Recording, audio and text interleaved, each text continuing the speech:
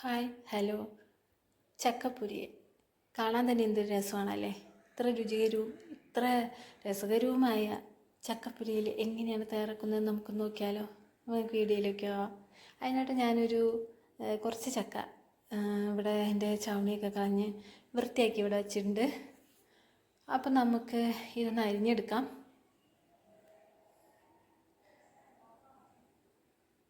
ഇതിൻ്റെ ചക്കക്കുരു കൊണ്ടൊക്കെ ഇങ്ങനെ ഇതുപോലെ പൊരിയൽ ഉപ്പേരി ഒക്കെ ഉണ്ടാക്കിയാൽ നല്ല ടേസ്റ്റ് ഉണ്ടോ. അത് ഞാൻ വേറൊരു ദിവസം കാണിച്ചിട്ടുണ്ട്. ഇതേപോലെ ഇങ്ങനെ നീളത്തിലരിയും. ചിലവരിങ്ങനെ ഇതുപോലെ വട്ടത്തിൽ അരിയാറുണ്ട്. പക്ഷെ പുഴുക്കിനാണ് അത് വട്ടത്തിലരിയ കുറച്ചുകൂടി നന്നാവുക. ഇത് ഇങ്ങനെ അരിഞ്ഞിട്ടുണ്ടെങ്കിൽ ഇത് കാണാനും ഒരു പ്രത്യേക രസം ഉണ്ടാവും കേട്ടോ. അപ്പോൾ നമുക്കിതൊന്ന് അരിഞ്ഞെടുക്കാം. അപ്പോൾ ഇതാ ചക്കയൊക്കെ നന്നായി അരിഞ്ഞെടുത്തിട്ടുണ്ട്. അതിലേക്ക് ഇനി ഇതുണ്ടാക്കാൻ ആവശ്യമായിട്ടുള്ളത് കുറച്ച് ഉപ്പ് വേണം, മഞ്ഞൾപ്പൊടി വേണം, കുറച്ച് കുരുമുളക് ക്രഷ് ചെയ്തത്, 2 ചില്ലി ഫ്ലേക്സ് മിക്സിയിലിട്ട് ജസ്റ്റ് ഒന്ന് ക്രഷ് ചെയ്തെടുത്താൽ മതി. പിന്നെ നമുക്ക് ഇതൊക്കെ മസ്റ്റാണ്. കുറച്ച് വെളുത്തുള്ളി, ചെറിയ ഉള്ളി, കറിവേപ്പില, 2 പച്ചമുളക്. അപ്പോൾ ഇനി നമുക്ക് ഈ മഞ്ഞൾപ്പൊടി ഉപ്പിട്ട് ഇത് വേവിക്കാൻ വെക്കാം കേട്ടോ. മുളക് പൊടിയൊന്നും ചേർക്കുന്നില്ല കേട്ടോ.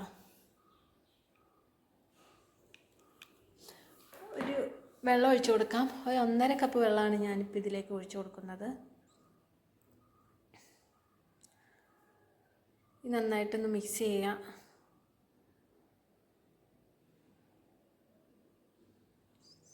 സ്പൂണും കൊണ്ട് ഇളക്കാട്ടോ. ഞാൻ വെറുതെ ഒന്ന് പരീക്ഷിച്ച് നോക്കിയതാ. അപ്പോൾ ഇനി സ്റ്റൗ കത്തിക്കാം.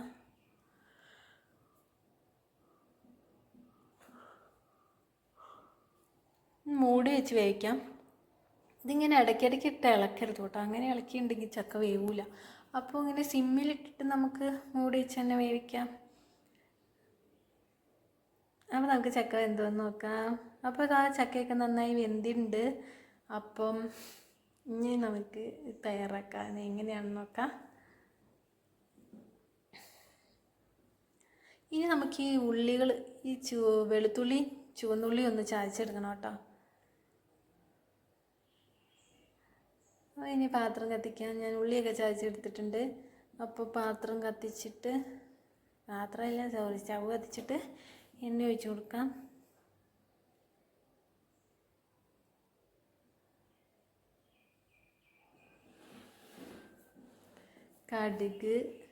കടുകൊക്കെ അതിൽ മസ്റ്റാണ് കേട്ടോ.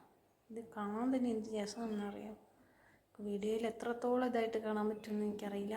അപ്പോൾ ഈ ഉള്ളി ചായച്ചതും കറിവേപ്പിലയും ചേർക്കുകയാണ്.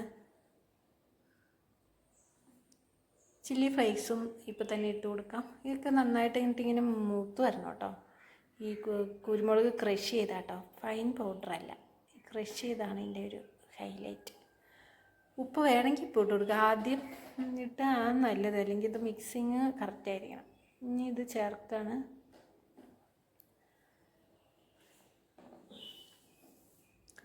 നന്നായിട്ട് മിക്സ് ചെയ്ത് കൊടുക്കാം. എല്ലായിടത്തും നന്നായിട്ട് മിക്സ് ആവട്ടെ. ഇതിങ്ങനെ ഒട്ടിപ്പിടിക്കുന്നു. ഈ സ്പൂൺ കൊണ്ട് ഇങ്ങനെ ഇളക്കാൻ പറ്റുന്നില്ല, പുറത്തേക്ക് പോകും. അപ്പം ഞാനൊരു സ്പൂണും കൂടി എടുത്തിട്ട് ന്യൂഡിൽസ് ഇട്ട് നമ്മൾ ഇളക്കില്ലേ, അതുപോലെ ഇങ്ങനെ ഇളക്കി യോജിപ്പിക്കാം. കാണാൻ തന്നെ എന്ത് രസമാണെന്നറിയാമോ. നന്നായിട്ട് മിക്സ് ചെയ്യാം കേട്ടോ. ചില്ലി ഫ്ലേക്സ്, കടുക്, കറിവേപ്പില, ഈ ഉള്ളിയൊക്കെ ഇങ്ങനെ ഫ്രൈ ആയിട്ടിരിക്കുന്നത് എന്ത് രസമാണെന്നറിയോ. ഇതിങ്ങനെ വെറുതെ ഇങ്ങനെ കഴിക്കാം.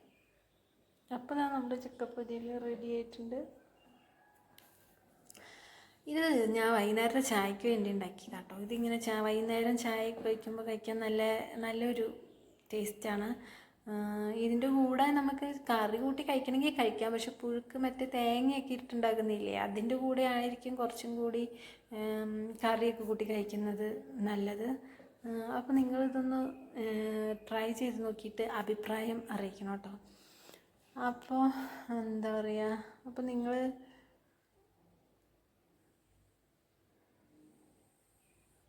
അപ്പോൾ നമുക്ക് പുതിയൊരു വീഡിയോയുമായി വീണ്ടും കാണാം. അപ്പോൾ ഓക്കെ, ബൈ.